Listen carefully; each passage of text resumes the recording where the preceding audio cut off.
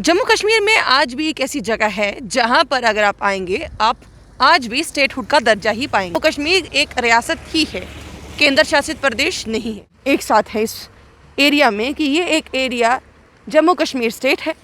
ये एक एरिया ये कहता है कि महाराजा के साथ हर एक व्यवहार जो उनको उचित व्यवहार मिलना चाहिए वो होना चाहिए, और उसी व्यवहार में आम जनता ये कहती है कि हमें छुट्टी मिलनी चाहिए, उस दिन को एक त्यौहार की तरह से मनाना चाहिए।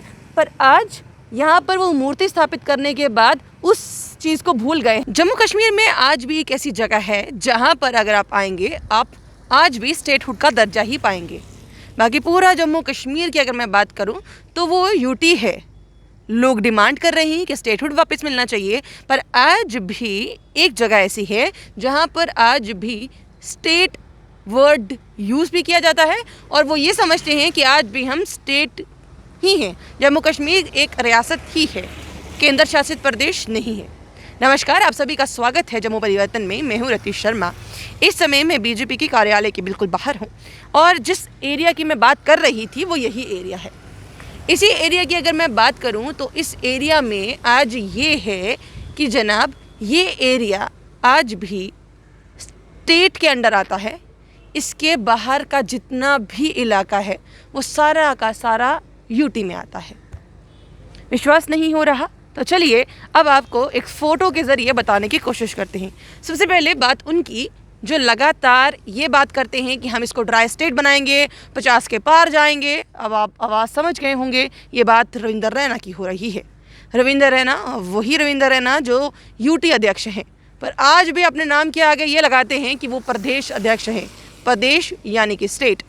आज भी ये लोग स्टेट के अधीन हैं और स्टेट के ज़रिए ही काम कर रहे हैं। तो फिर बाकी लोगों के लिए ये एजेंडा सेट क्यों करना है कि हम स्टेटहुड वापस लाएंगे। दूसरा नाम वो नाम है जो कहीं ना कहीं ये कहा जाता है कि करता धरता है बीजेपी का, यानी कि अशोक कोल। अशोक कोल को याद करना हो तो उनका एक डायलॉग आपको आराम से याद आ जाएगा कि भैया आतंकवादी शहीद हुए हैं, याद होगा।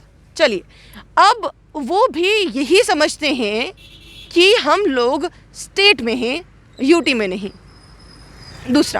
तीसरा नाम अरविंद गुप्ता जी का, जो वो भी यही समझते हैं कि हम अभी भी स्टेट के निर्देश ही मानेंगे, यूटी के निर्देश नहीं, क्योंकि हम यूटी में हैं नहीं। अब आप वही लोग हैं जिन्होंने 370 हटने का ढोल नगाड़े बजाए। हर 5 अगस्त को यहाँ पर एक बहुत बड़ा जश्न होता है। ये कहा जाता है कि असली विलय आज हुआ है, मान लिया।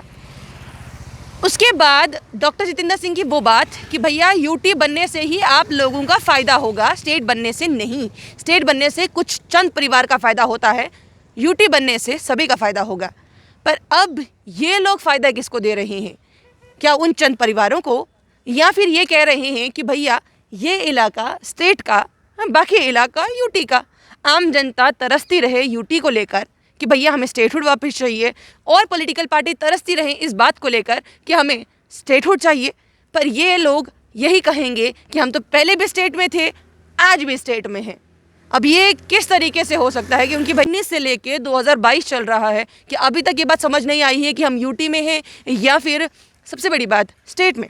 अब दूसरी बात, यहाँ पर बिल्कुल सामने एक मूर्ति नज़र आ रही है। यह मूर्ति ये बयान करती है कि भैया ये हैं तो हम हैं, और इसमें कोई भी दो राय नहीं होनी चाहिए।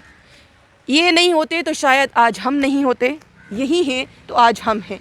जम्मू कश्मीर इंडिया का पार्ट है तो इन्हीं की वजह से, नो डाउट। पर सवालिया निशान ये है कि अगर आप इतनी तवज्जो दे रहे हैं, बहुत बहुत बहुत बढ़िया, पर एक बात समझ नहीं आई, आप ही लोग कतरा भी रहे हैं इनके जन्म दिवस पर छुट्टी देने के लिए। लगातार आम जनता यही तो डिमांड कर रही है कि भैया छुट्टी दे दीजिए, आपसे छुट्टी दी नहीं जा रही।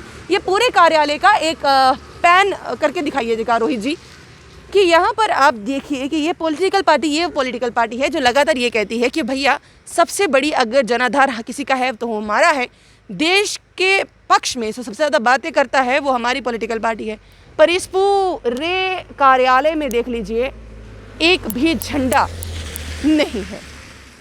यानी कि अब 3 चीज़ें एक साथ हैं इस एरिया में कि ये एक एरिया जम्मू कश्मीर स्टेट है, ये एक एरिया ये कहता है कि महाराजा के साथ हर एक व्यवहार जो उनको उचित व्यवहार मिलना चाहिए वो होना चाहिए, और उसी व्यवहार में आम जनता ये कहती है कि हमें छुट्टी मिलनी चाहिए, उस दिन को एक त्यौहार की तरह से मनाना चाहिए।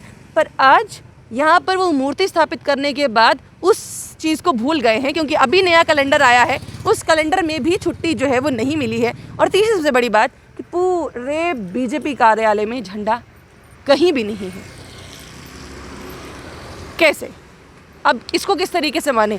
क्या रमेश अरोड़ा की अगर आपको वो वाली बात याद हो कि भैया आरएसएस अभी भी इस बात को मानती है कि जम्मू को अलग स्टेट, कश्मीर को अलग स्टेट बना देना चाहिए, क्या अरविंद गुप्ता, रविंदर रैना, अशोक कौल आज भी उस बात को मानते हैं कि भैया इस समय जम्मू को अलग स्टेट, कश्मीर को अलग स्टेट बनाना चाहिए?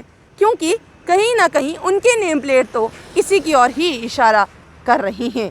आपको क्या लगता है? कमेंट बॉक्स में कमेंट करना ना भूलिएगा। बने रहिए जम्मू परिवर्तन के साथ। मुझे और रोहित जी को दीजिए इजाज़त। नमस्कार।